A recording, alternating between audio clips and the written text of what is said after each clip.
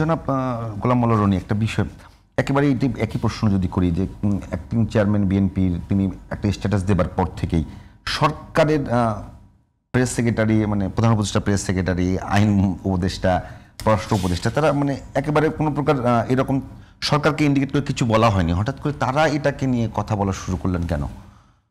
এটা তারা অনেক না বুঝে বলেছেন।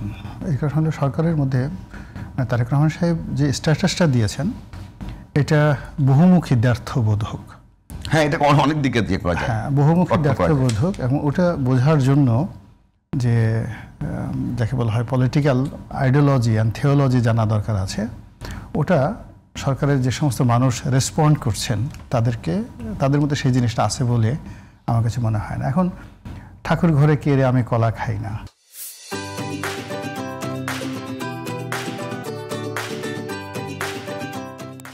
সরকারের যে সমস্ত মানুষ রেসপন্ড করছেন তাদের মধ্যে সেই জিনিসটা আছে বলে আমার কাছে মনে হয় না। এখন ঠাকুর ঘরে কেড়ে আমি কলা খাই না, আমরা তো জানি মানে তারেক রহমান সাহেব লন্ডনে কীভাবে আছেন আমরা সবাই জানি। তিনি বাংলাদেশে যদি আসতে চান, পররাষ্ট্রমন্ত্রী তহিদ সাহেব এই যাকে বলা হয় ট্রাভেল পাস ইস্যু করবেন, আর সেটা নিয়ে তারেক রহমান সাহেবকে আসতে হবে। তারেক রহমান সাহেবকে এত এতিম হয়ে গেছেন নাকি?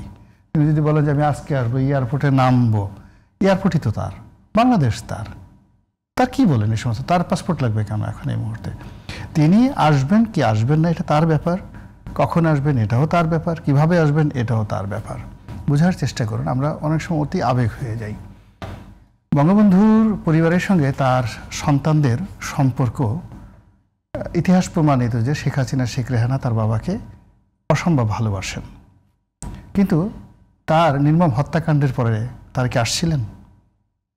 আসেন, পরিবেশ ছিল না ওই মুহূর্তে, পরিবেশ ছিল না, তারা আসতে পারেনি বা পরিবেশ ছিল না, যে কোনো কারণেই হোক। কিন্তু এখন যদি কেউ ওই সময় কেউ বলতো আরে আরে কী অবস্থা, আসেনি, আবার এখন ওই সময় 1975 সনে আসেনি, আর এখন সে বাবার নামে এটা করতেছে ওটা করতেছে, এগুলো সব অনভিপ্রেত কথা। এই কারণ হলো পলিটিক্যাল বিষয়টা অ্যাবসলিউটলি যারা সাফারার তারা বুঝতে পারে। আবার দেখুন সজীব ওয়াজেদ জয়, তার বাবা যখন মারা গেলেন তিনিও কিন্তু আমেরিকা থেকে আসেনি ওই সময়টাতে, আপনার মনে আছে কিনা যায়? হ্যাঁ, সজীব ওয়াজেদ জয় আসেননি।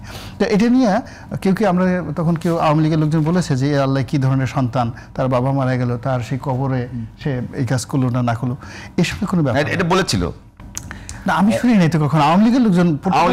হ্যাঁ, আওয়ামী লীগের লোকজন বলেনি। এখন এখানে বিএনপির বাইরে কে কি বললো না বললো তাতে জনাব তারেক রহমান সাহেবের কিচ্ছু আসে যায় না। তার পরিবারে যারা আপনজন আছেন, তার দলের যারা নেতৃবৃন্দ আছেন, তারা কি বলছেন সেটা হলো মুখ্য বিষয়।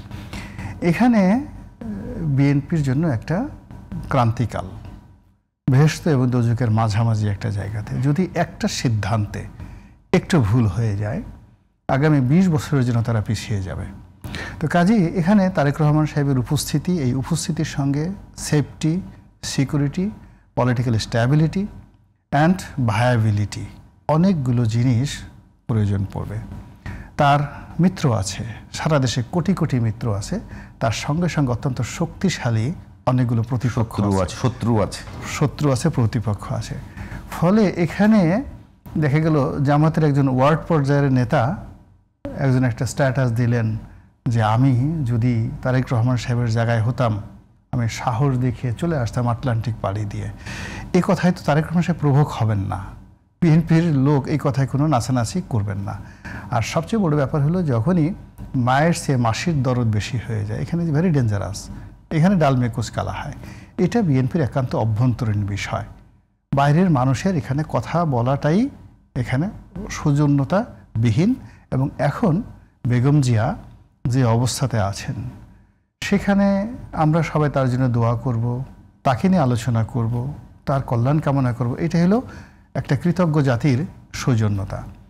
এখানে যদি তার পরিবারের মধ্যে কে আসবেন, কে যাবেন, তার দলের মধ্যে কে কথা বলবেন, কে করবেন, এবং যে সকল জিনিসগুলো নেতিবাচক বিষয়গুলো মানুষের মন বিষিয়ে তোলে, সেগুলো যখন আমরা তুলে আনার চেষ্টা করব কৌশলে, বিভিন্নভাবে কৌশলে, it means we are bad people, আমরা খারাপ মানুষ।